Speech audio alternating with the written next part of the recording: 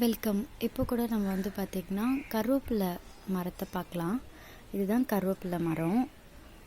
இந்த கீழே இருந்து பார்த்திங்கன்னா மரம் இப்படி மேலே வரைக்கும் ஃபுல்லாக இது கருவேப்பிலை மரம்.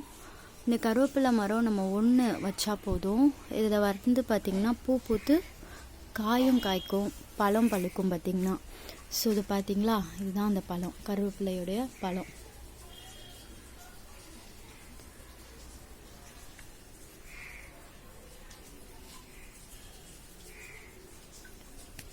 இந்த கருவேப்பிலை பழம் பார்த்திங்கன்னா இந்த மாதிரி பழுத்து கீழே விழும்போது அது இந்த மாதிரி கருவேப்பிலை செடிங்களை ஆட்டோமேட்டிக்காக நம்ம வைக்காமலே கருவேப்பிலை செடிங்களை அதுவே நிறைய கருவேப்பிலை செடி கொடுக்க ஆரம்பிச்சிடும்.